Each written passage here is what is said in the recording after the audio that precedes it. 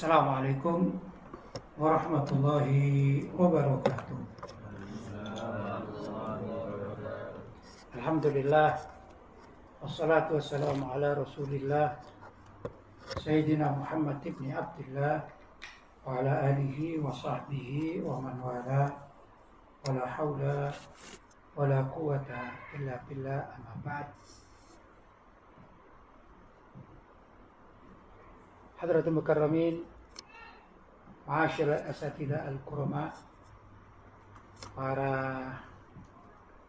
tuan-tuan dan puan-puan yang dirahmati oleh Allah, dan tak lupa orang tua kita Al-Habib Idrus Jamalullah yang kita cintai, dan saya mohon maaf karena baru sekali berjumpa, baru tahu, baru kenal hari ini.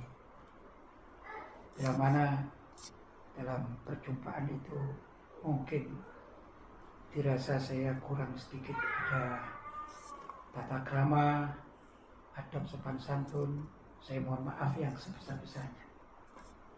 Ya maklum, saya orang jauh yang tak kenal satu persatu. Namun nama Ma'had Al-Masyhur ini di mana-mana ada ya, di Malaysia ini. Betul ya? Ini ikut tak sesinya Habib Abu Bakar. Abi Ali Masyhur. Oh, Habib Ali Masyhur. Bukan Habib Abu Bakar Adani Masyhur, bukan ya? Alhamdulillah. Serupa tapi tak sama, sama-sama juga ya. Barokahnya para habaib insyaallah. Para tuan guru, para ustadz, dan juga para anak didik, thalibul ilm. Kemudian ada ibu-ibu juga, puan-puan yang ada di belakang tabir. Sore atau petang hari ini. Kalau orang Malaysia mengatakan petang ya. Yeah. Kalau kami orang Indonesia mengatakan sore. Kalau petang itu cenderung dikatakan malam kalau orang sana. Karena arti petang itu sudah tidak ada lampu, tidak ada cahaya. Jadi maghrib itu namanya petang. Sudah petang. Alhamdulillah, petang hari ini, sore hari ini saya bisa bersilaturahim bersama dengan tuan-tuan dan puan-puan serta para anak muda, budak muda gitu ya, kata orang Malaysia gitu. Kata orang Indonesia anak-anak muda, remaja-remaja. Silaturahim kita ketepatan juga pada hari Jumat. Ini sangat luar biasa. Hari Jumat itu hari yang sangat istimewa. Kalau dalam sejarah, orang yang mengatakan atau menamakan hari ini adalah hari Jumat itu dari suku Quraisy. Awal mula nama hari Jumat. Dan ini hari istimewa. Setelah Jumat itu kan Sabtu ya, Sabat. Setelah itu hari Ahad, kalau kita ikut penanggalan Hijriyah ya. Kalau Minggu itu bukan nama Islami. Ini Minggu itu orang Yunani kuno itu ya. Tapi kalau Ahad itu bil-lughatil Arabiyah. Sebagian ulama kita menghitung Ahad itu sebagai hari pertama. Karena artinya satu, Ahadun satu, berarti hari ke-1 hari Ahad gitu ya. Hari Itsnin berarti hari ke-2 kan gitu ya. Kemudian hari ketiganya hari Arbi'a atau Rabu atau Arbi'a hari keberapa itu? Keempat, begitu kan? Lalu dulu ya, Thulasa hari ketiga ya. Terloncatkan ini ya. Hari ketiga As-Salus atau Thulasa hari ketiga. Hari keempatnya hari Ar-Rabu atau Arbi'a Hari kelima hari Al-Khamis, Khomsah, 5 ya. Nah, hari keenam bukan Sudus, bukan Sadis, bukan ya. Tapi Jumat. Ini karena hari Jumat hari istimewa. Begitu, diberi nama Jumat. Kapan hari Jumat dimulai? Kalau hitungan Hijriyah, hari Jumat itu dimulai pada saat hitungan kita orang Nusantara, hari Kamis azan maghrib itu adalah masuk hari Jumat awal, gitu ya. Kalau kita berada di hari Kamis, kemudian azan maghrib, itulah apa ya, awalus sa'ah, pertama hitungan jam itu dimulai setelah azan maghrib. Penghabisannya kapan? Yaitu sekarang ini kan hari Jumat Asr, ya. Nah, nanti kita mendengarkan azan maghrib di hari ini, itu hakikatnya adalah sudah masuk hari Sabtu, begitu ya, sahabat Sabtu. Beraktivitas di hari Jumat berarti malam Jumat ini, ya, mulainya malam Jumat. Itu kita orang-orang soleh, alhamdulillah kita termasuk dicatat sebagai orang-orang senang ibadah, senang pengajian, hadir majelis ya. Mudah-mudahan kita benar-benar dicatat termasuk orang-orang yang soleh. Allahumma amin. Kalau tuan-tuan termasuk orang-orang solihah, gitu ya. Puan-puan ya. Puan-puan termasuk orang-orang yang solihah. Kalau tuan-tuan termasuk orang-orang yang soleh atau solehin wassolihat, begitu ya. Lalu kalau ada seorang bapak-bapak tapi mempunyai sifat solihah, gimana? Itu berarti hari Jumatnya nggak sholat Jumat, nggak ada udzur, ya, bolos sholat Jumat tanpa udzur, nggak sakit, nggak musafir, ya di rumah tapi malas, ya, padahal dia orang laki tapi muslim ya. Ini jangan-jangan ini muslim yang solihah ya, bukan yang soleh ini. Karena yang tidak sholat Jumat itu khusus untuk ibu-ibu atau puan-puan yang solihah, kan gitu ya. Nah, ini berarti bapaknya perlu diberi jilbab gitu atau cadar. Bahaya ini ya. Ini anak pondok tadi ada yang nggak sholat Jumat atau semuanya sholat Jumat? Sholat Jumat semuanya? Ya, alhamdulillah, berarti anak pondoknya ini yang laki-laki anak-anak yang soleh, anak-anak yang soleh. Atau cuma separuh saja solehnya? Gimana separuh? Berangkat sholat Jumat tapi tidur di masjidnya, tidur. Apa tak tidur? Dengarkan ceramah. Apa tidur? Kalau tidur ini solehnya cuma separuh. Solehnya cuma separuh. Baik, tuan-tuan dan puan-puan yang dirahmati Allah, di dalam hadis Nabi Shallallahu Alaihi Wasallam disebutkan bahwa ada salah satu saat, salah satu waktu di hari Jumat, ya hitungannya berarti mulai malam Jumat kalau kita orang Nusantara menghitungnya. Ada namanya Sa'atul Ijabah. Sa'atul Ijabah adalah waktu setiap doa itu diijabahi oleh Allah Subhanahu wa taala. Siapapun yang berdoa di waktu itu, maka doanya akan diijabahi oleh Allah Subhanahu wa taala. Jangankan orang soleh, gitu ya. Orang toleh atau orang jahat, kalau berdoa di saat itu, kok doanya tepat ini, maka akan diijabahi oleh Allah Subhanahu wa taala. Kok bisa? Orang kafir pun ini kalau berdoa di waktu yang ditentukan oleh Allah, maka doanya akan diijabahi oleh Allah di saat itu. Ya, orang kafir dengan iblis itu jahatan mana? Jahatan iblis ya. Betul. Tapi iblis itu kalau berdoa seringkali diijabahi oleh Allah. Iblis loh.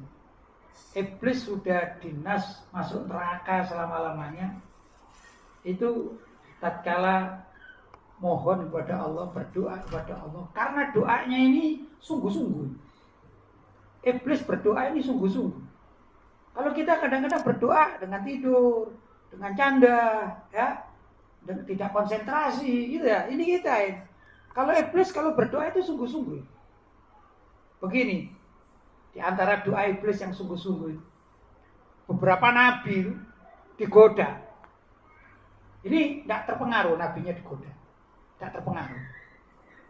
Kemudian iblis itu setengah putus asa.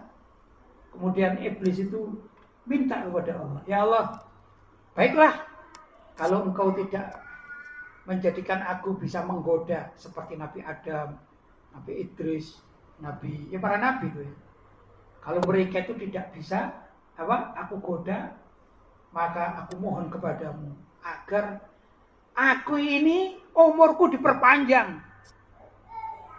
Ya, umurku diperpanjang atau engkau perpanjang. Hei Allah, agar aku bisa menggoda anak cucu nabi-nabi itu. Apa yang dijawab oleh Allah? Baik, aku kabulkan permintaanmu, hai iblis. Engkau akan hidup sampai kelak hari ditiupkan sangkakala. Itu doanya iblis yang diterima oleh Allah Subhanahu wa taala. Padahal kita tahu kan bagaimana itu terlaknatnya iblis, tapi kalau berdoa dengan sungguh-sungguh, dan kemungkinan saat itu iblis berdoa di waktu atau saatul ijabah, waktu diijabahi oleh Allah Subhanahu wa taala. Nah, di hari Jumat kan berarti 24 jam ya. Ini ada satu waktu yang kalau kita berdoa pasti diijabahi oleh Allah Subhanahu wa taala. Cuman kalau saya ditanya, kapan itu?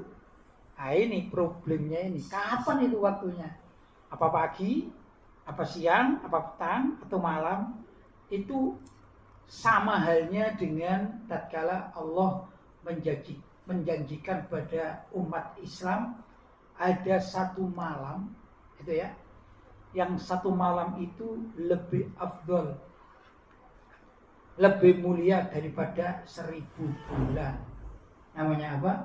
Lailatul Qadar. Kalau ditanya kapan Lailatul Qadar tepatnya, jangankan kita, Nabi Muhammad tidak diberitahu. Jangankan kita.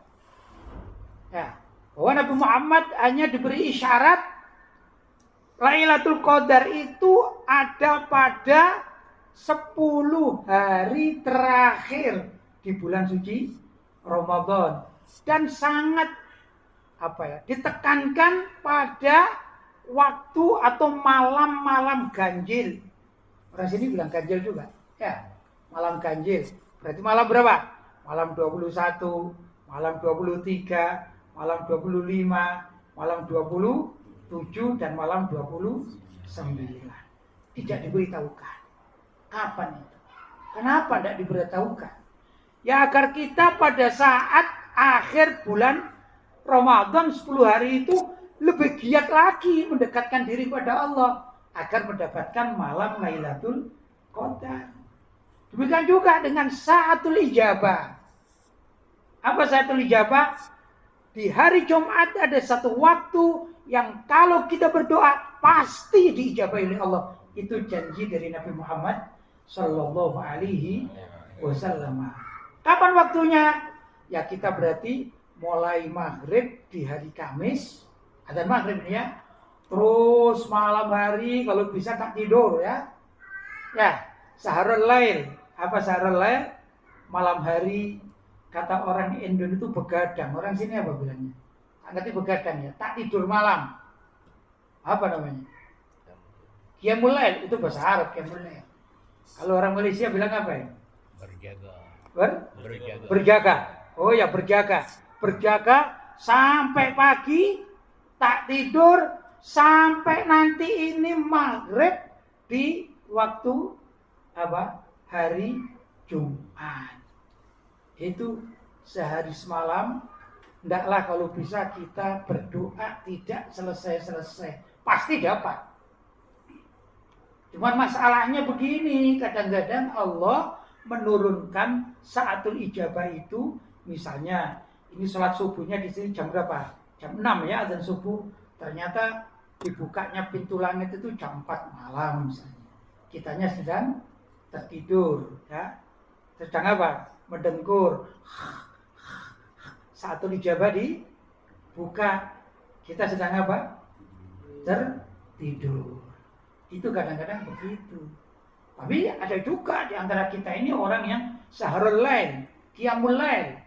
Maka mereka inilah biasanya yang diberikan sa'ah yang ijabah mustajab. Begitu ya. Nah, untuk itu kita walaupun kita ada tidurnya, kalau bisa jangan lupa ini. Mulai hari Kamis azan maghrib kita zikir kepada Allah. Kita mohon kepada Allah apa saja yang kita inginkan. Kebaikan dunia boleh, tapi yang tidak haram kebaikan dunia ini. Ya, contoh apa kebaikan dunia ini? Nah, misalnya budak-budak ini yang agak besar kan ingin menikah ya, betul ya? Ingin punya istri, betul?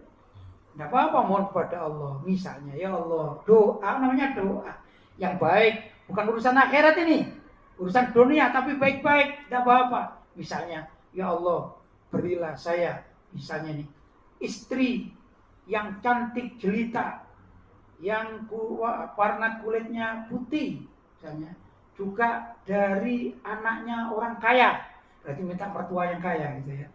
Bila perlu ya Allah, istriku sudah haji dan juga sudah punya rumah. Jadi aku masuk tinggal enaknya saja gitu ya. Gak apa-apa. Ini urusan kenikmatan dunia. Boleh atau tak boleh? Boleh. Ada larangan. Yang dilarang itu adalah berdoa minta sesuatu yang sudah diharamkan oleh Allah minta dihalalkan. Ini yang tidak boleh. Contoh, apa contoh?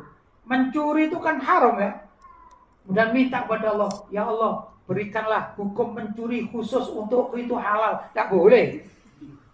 Akhirnya mencuri mana-mana. Ya, atas dasar doa. Tak boleh. Jelas ya? Tapi kalau minta apa saja, urusan duniawi, boleh. Asalkan tidak bertentangan dengan syariat.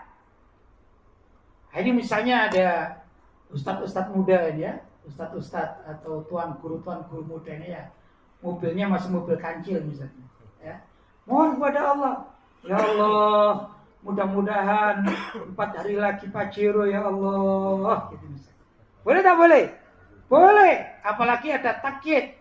Ya Allah, mudah-mudahan 4 hari lagi dapat Pajero ya Allah. Kalau aku dapat Pajero, aku buat keliling untuk majlis taklim. Boleh apa tak boleh? Boleh, itu urusan dunia yang baik, tidak apa-apa. Ya, tidak apa-apa.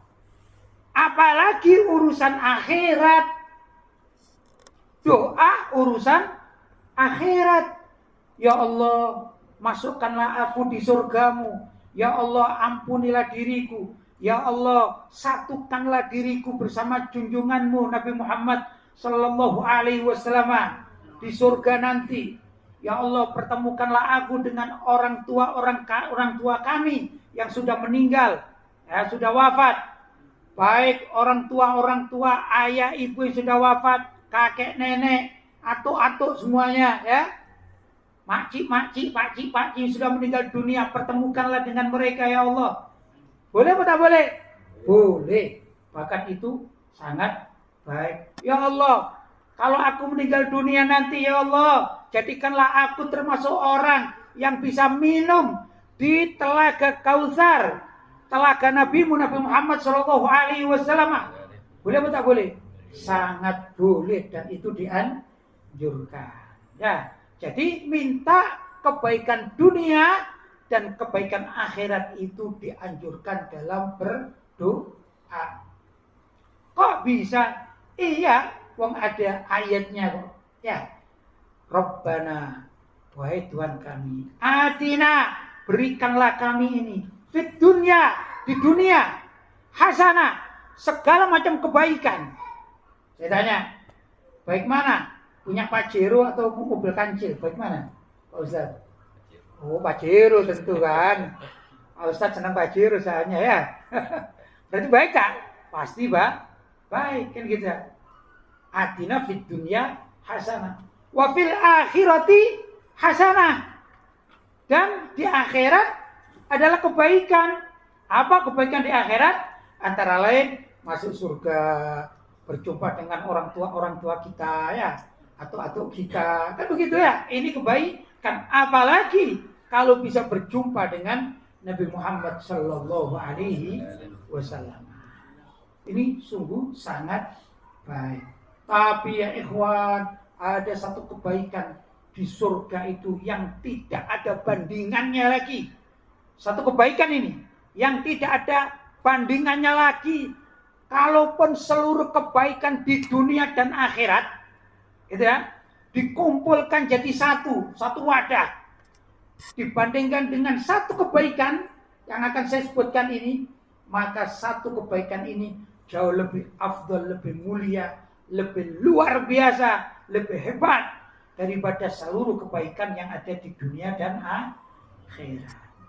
Apa kira-kira? Tahu enggak? Apa itu? Yaitu ru'yatullah fil jannah. Ru'yatullah fil jannah. Melihat Allah di surga. Kita mohon kepada Allah, ya Allah, kalau Engkau berkenan memasukkan aku di surga setelah kenikmatan-kenikmatan yang sedemikian banyak itu Engkau berikan kepada aku, ada satu yang aku minta yang lebih dari segalanya, perlihatkanlah aku kepada dirimu ya Allah. Ya, itu yang dikatakan dalam ayat Al-Quran, wujuhun yauma idin nadhirah. Saat itu wajah orang-orang ini nadhirah, bercahaya, bersinar, bergembira. Ila rabbiha nadhirah. Kenapa? Karena kepada Tuhannya, yaitu Allah Subhanahu wa taala, nadhirah, bisa melihat. Melihat Allah Subhanahu wa taala di mana? Di surga. Itu takwilannya menurut Sayyidina Abu Hurairah radhiyallahu taala anhu, bahwa di akhirat atau di surga bagi orang-orang yang soleh ini bisa melihat Allah Subhanahu wa taala, dan itu adalah kenikmatan paling mutlak yang tiada duanya. Kita tentu berharap semua itu. Jadi minta kebaikan di dunia kita boleh, minta kebaikan di akhirat sangat dianjurkan. Kapan waktunya? Semua waktu kita boleh berdoa, tapi terutama di hari Jumat. Di hari Jumat. Jangan lupa, karena itu kalau di Jumat macam-macam tepat waktunya itu macam batal asar, dikatakan orang yang baca doa batal asar di hari Jumat doanya tidak ditolak.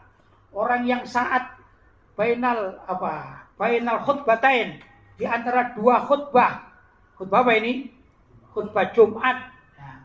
Waktu imamnya ini duduk istirahat atau rehat, maka saat itu juga adalah saatul ijabah, waktu yang diijabahi oleh Allah SWT. Mohon kepada Allah yang baik-baik. Ba'da subuh juga demikian, saat azan, saat iqamah banyak. Bahkan waktu sahar itu waktunya orang sahur kalau puasa itu ya. Ini waktu-waktu mustajabah, waktu yang diijabahi oleh Allah Subhanahu wa taala. Termasuk juga malam Jumat. Malam Jumat kalau dalam kitab I'anatul Thalibin itu disebutkan bahwa orang tua kita, ayah-ayah kita, ibu-ibu kita, atuk-atuk kita ya, nenek moyang kita yang sudah meninggal dunia dan mereka orang-orang soleh, berarti mereka tidak disiksa kubur. Mereka diberi satu tempat. Satu tempatnya ini banyak pendapat para ulama salaf. Macam-macam, saya tidak bahas itu. Tapi di tempat itu mereka diberi kenikmatan. Tapi bekalnya setiap orang itu kan beda-beda. Ya, misalnya saya mati, misalnya ini, saya hanya membawa bekal 100 ringgit, misalnya ini. Saya orang soleh, masuk di tempat itu, yang bagus itu. Tapi bekal saya cuma 100 ringgit. Sedangkan Ustadz ini, ya, masuk di situ membawa bekal 200 ringgit. Maka ibarat belanja, kalau di sana ada 7-Eleven misalnya, ya, di tempat istirahat itu, saya hanya mampu belanja senilai 100 ringgit, sedangkan Ustadz ini dapat 200 ringgit. Banyak-banyak belanjanya. Banyak Ustadz ini kan, begitu juga bekal kita untuk hidup di alam barzakh. Paham ya? Nah, kalau Lailatul Jumat menurut kitab I'anatul Thalibin, maka penduduk tempat itu, ya, yaitu orang-orang alam barzakh sudah meninggal dunia, mereka pulang ke pintu rumah masing-masing. Begitu. Apa yang dilakukan oleh mereka? Menunggu doa-doa dari keluarganya yang masih hidup. Apa itu pembacaan surah Al-Fatihah, bacaan Yasin dan tahlil, ya, dan lain sebagainya. Kalau mereka mendapati keluarganya itu membacakan doa, maka mereka akan pulang dengan membawa suatu kegembiraan yang sangat ke tempat istirahatnya tadi, tempat rehatnya tadi. Dia berjumpa dengan kawan-kawan yang lain, tempat istirahat. Bahkan mereka akan berbangga-bangga. Aku dapat dari keluargaku, dari familiku, bacaan tahlil, bacaan Yasin, bacaan surat Al-Baqarah. Bahkan keluargaku ini mengadakan khatmul Quran, hataman Al-Quran, pahalanya untuk diriku. Ini. Tapi bagi yang keluarganya malas berdoa, mereka merasa kecewa, mereka merasa sedih. Aku menginginkan seperti dirimu, wahai kawan, tapi keluargaku tak ada yang patut, tak ada yang mau ingat diriku. Begitu ya ikhwan. Kasihan orang tua kita, ya. Gimana dengan orang kafir? Gimana dengan orang yang asli, ahli maksiat? Gak bisa mikir itu, sudah disiksa terus di mana? Di alam kubur. Naudzubillah min dzalik. Hanya kadang-kadang kita, sebagian yang saya tahu, orang-orang Nusantara, orang Melayu ini ya, saya orang Jawa, tuan-tuan, puan-puan, orang Malaysia, kadang-kadang itu salah mengartikan hadits itu, atau dalam keterangan kitab I'anatul Thalibin itu salah mengartikannya. Akhirnya begini, keluarganya masih hidup itu menyediakan kopi, ya, kopi ini, misalnya ini ya, ditaruh di pojok kamar, sudah, bukan sekedar kopi, kadang-kadang juga dikasih makanan, di sini misalnya nasi lemak, ya, kemudian ditanya sama keluarga, untuk apa? Itu dulu atukmu suka makan nasi lemak dan kopi. Akhirnya yang nggak tahu ini, coba tambah satu lagi rokok, karena dulu atukmu suka merokok. Ya, saya tak tahu kalau di sebagian masyarakat Jawa yang belum paham agama itu melakukan itu. Kalau di Malaysia ada enggak? Ada? Kayak nggak ada ya? Alhamdulillah kalau nggak ada, ya. Jangan tertular nanti ya. Kalau di Jawa masih ada. Nah, ini salah dalam mengartikan mereka, orang-orang yang sudah wafat itu tidak mengharapkan seperti itu. Apalagi rokok. Emangnya mau dibakar? Ya, di mana? Di kuburan mau dibakar. Kalau kuburannya terbakar oleh apinya rokok, gimana? Sakit semua, ya.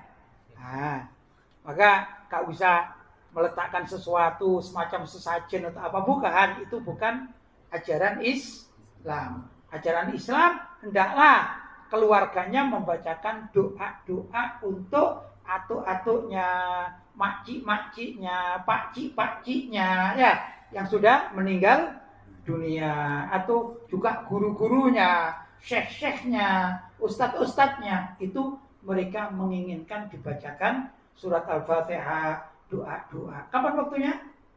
Malam Jumat. Malam Jumat. Nah, kalau saat kita berdoa, kemudian tepatnya di waktu atau saatul ijabah, maka Allah akan mengirimkan doa-doa itu kepada atuk-atuk kita, ya, almarhumin, almarhumah, dan lain sebagainya. Jelas ya? Jelas. Ya, tapi jangan salah juga. Doa itu harus kita pahami artinya. Kadang-kadang kita nggak paham. Kalau bisa cari doa yang ada terjemahannya, biar kita paham ini artinya. Orang semakin berdoa semakin paham, maka ini lebih diijabahi. Walaupun doa tak paham pun itu sudah baik. Tak paham itu sudah baik. Mau dengar cerita saya? Mau ya? Boleh ya? Boleh Habib ya? Tak apa-apa Habib ya. Rehat sedikit Habib ya. Dulu ada 2 orang puan wanita, kakak beradik. Kakak beradik. Dia hidupnya susah, sedih. Apa namanya di sini?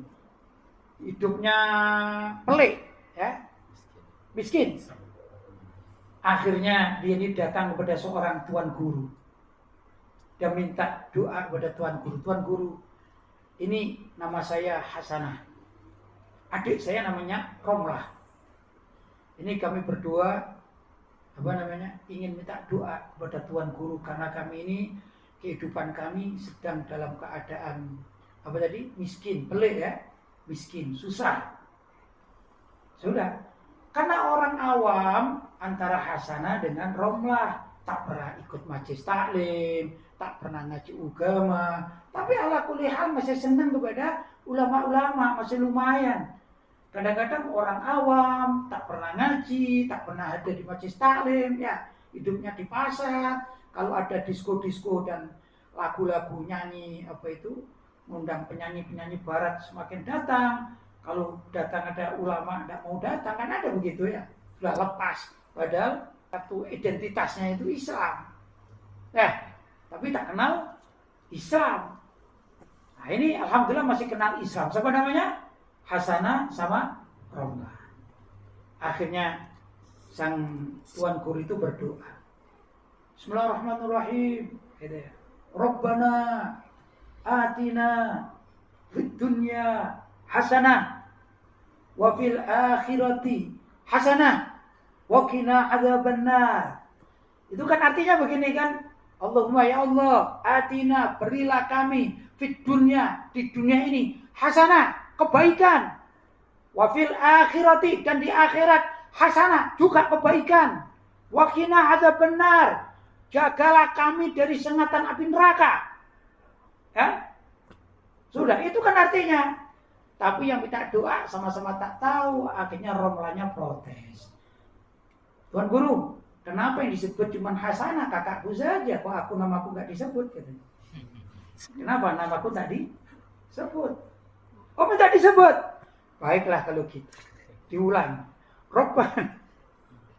Rabbana atina fid dunya hasanah wa fil akhirati Romlah wa qina adzabannar. Agar Romlahnya jadi senang karena namanya disebut. Itu gara-gara minta doa tak tahu artinya.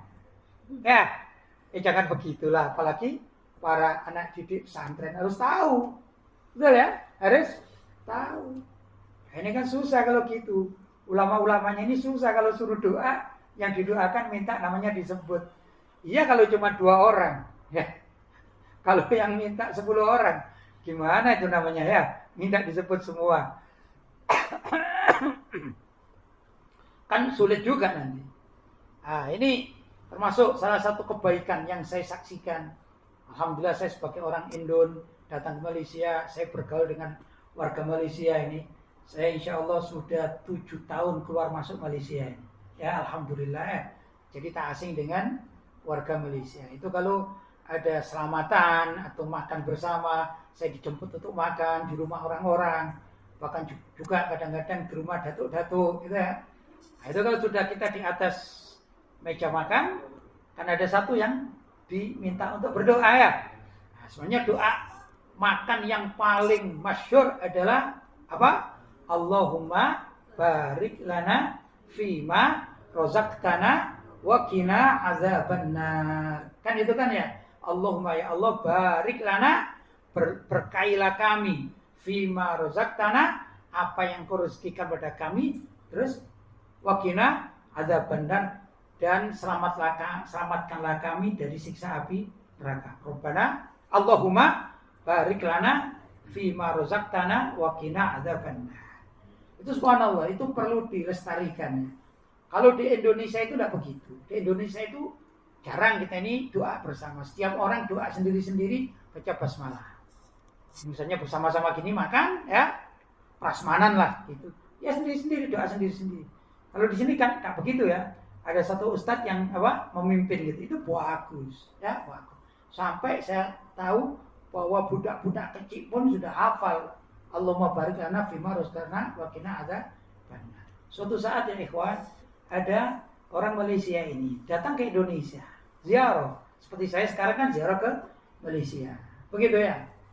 Nah, cuman luar biasa ini orang Malaysia ini, karena hafalnya Allahumma barik lana fima razaqtana wa qina adzabannar. Doa yang lain tak hafal.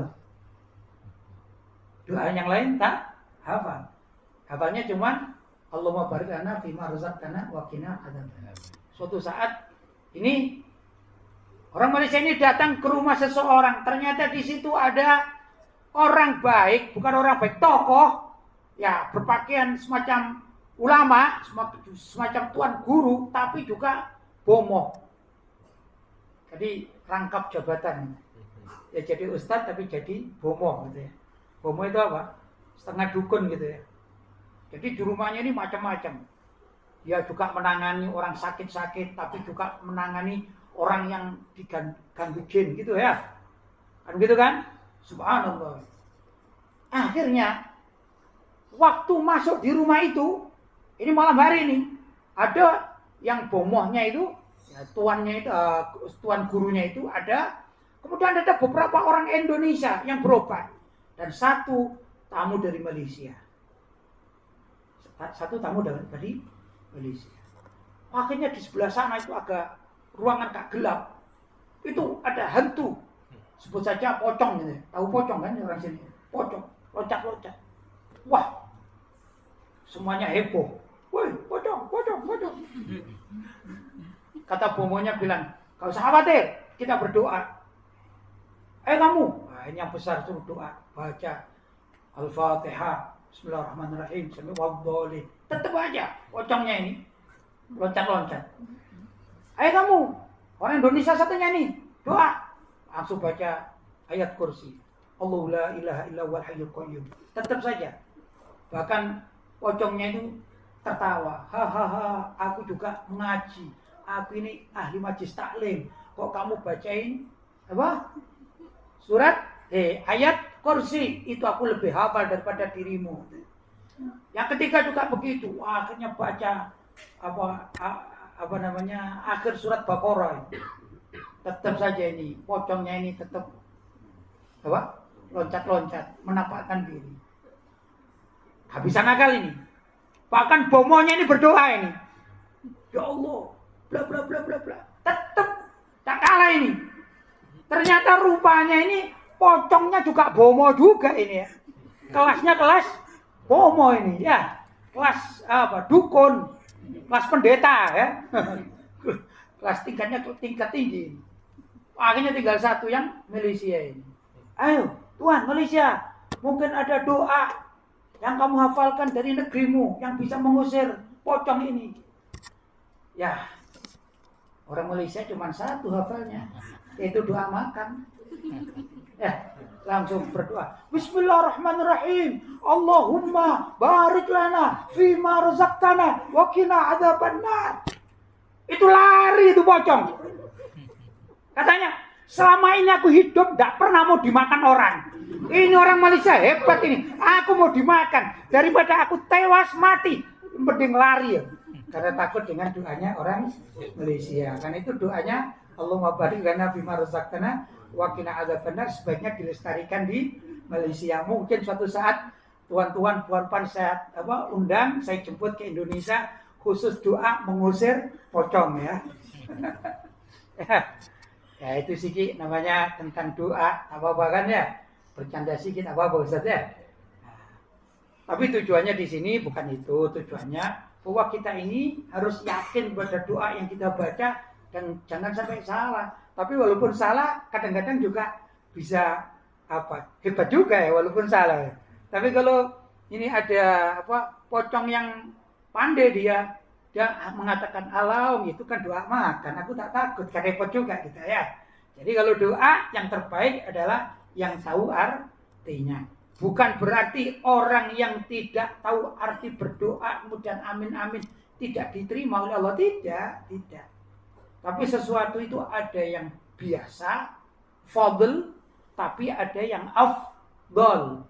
Fadl itu mulia, tapi ada yang lebih mulia. Begitu ya? Tadi beli mobil kancil itu mulia daripada jalan kaki. Tapi lebih mulia lagi, lebih afdol kalau bisa beli mobil Pajero. Kan begitu, ya. Nah, orang hidup itu selalu ingin yang lebih dan lebih. Karena itu kita belajar doa kalau bisa dengan artinya, ya. Nah, ada beberapa, saya melihat satu video, karena saya dulu pernah di Saudi ya. Saya alhamdulillah di Madinah 3 tahun, di Mekah 5 tahun, saya belajar kepada Abu Yazid Muhammad bin Alwi Al-Maliki Al-Hasani. Begitu ya, di Madinah sama di Mekah. Jadi saya mengerti bahasa Arab, ya orang Saudi atau orang Mekah bicara itu saya paham. Karena di sana 8 tahun. Suatu saat ada tamu ini dari orang Arab, kemudian pergi ke pasar. Kemudian tanya harga satu, misalnya mau beli beras itu. Kam syahada gitu. Yang jualan hebat, ya Allah, orang ini doa langsung amin. Padahal yang orang Arab itu tanya, harganya berapa ini? Kamu jual 1 kilo berapa? Bikam kilo ya, Syekh. Wih, orang ini doa amin. Kan repot kita. Karena kita enggak tahu artinya ya. Tapi kalau itu ya keyakinan kita mudah-mudahan aja diterima oleh Allah ya, menjadi kebaikan. Mudah-mudahan besok kita beli beras di surga ini dengan harga yang sangat murah walaupun salah artinya lah. Kalau para santri juga di samping belajar hifdzul Quran, belajar segala macam ilmu, juga ditambah dengan belajar bahasa Arab. Nanti tidak malu-maluin orang Malaysia, ya dah. Nanti datang ke Malaysia, ada tamu tanya, di mana toilet, di mana tandas? Dijawab apa? Amin Allahumma amin. Kan susah gitu ya. Kan susah. Ini jalan kalau kita mau pergi ke KL, jalan ke timur atau ke barat. Wah ini gimana ya? Amin. Wah ini kan susah gitu ya. Karena kita kurang pemahaman bahasa Arab. Untuk itu ya ikhwan, saya mengajak kepada diri saya sendiri juga kepada tuan-tuan, puan-puan dan para budak muda yang belajar tempat ini. Ayo kita tuntaskan kewajiban kita beragama, termasuk juga kewajiban berdoa. Loh kok wajib? Iya, karena sholat itu isinya doa. Doa umuhul ibadah. Doa itu adalah intisari ibadah. Semua amalan kita lakukan untuk ibadah kepada Allah itu mengandung doa. Alangkah baiknya, pertama kita paham doa yang kita lantunkan. Kedua, waktu saatul ijabah kita paham juga, termasuk di hari Kamis Kamis malam atau malam Jumat sampai Jumat malam Sabtu, tepatnya sore ya. Kapan waktunya? Ditutup di azan maghrib hari Jumat. Ya, maka di waktu-waktu itulah waktu ijabah. Mudah-mudahan kita bisa mengambil manfaat, dan insya Allah walaupun kita duduk demikian ini tanpa harus baca doa pun, ini termasuk doa ya ikhwan. Kita duduk begini nih, kita orang tua kita yang sudah meninggal dunia senang sekali kita di absen. Ya dilihat siapa ini yang hadir, siapa? Oh mereka senang sekali, itu termasuk salah satu bentuk doa kepada Allah. Demikian dapat saya sampaikan. Mudah-mudahan ada manfaatnya. Mungkin ada kata-kata saya, ucapan saya yang tak elok didengarkan ya. Mungkin karena saya ada sedikit lawak, orang sini bilang gitu ya, kurang sedap didengarkan, mohon maaf yang sebesar-besarnya. Tiada lain demi untuk bisa bersilaturahim yang sebaik mungkin, bisa komunikasi dengan antum semua sebaik mungkin, maka kemasan saya dengan bahasa Indonesia. Tapi kadang-kadang berat juga didengar oleh telinga Malaysia ya, betul ya, karena telinga tuan-tuan, puan-puan ini kan produk Malaysia. Mulut dan lidah saya ini produk Indonesia. Kadang-kadang nggak match gitu ya. Ini apa maksudnya ini? Tapi insya Allah sekian puluh persen, insya Allah dapat diambil hikmahnya. Mudah-mudahan bermanfaat. Ada walafu minkum. Wassalamualaikum warahmatullahi wabarakatuh.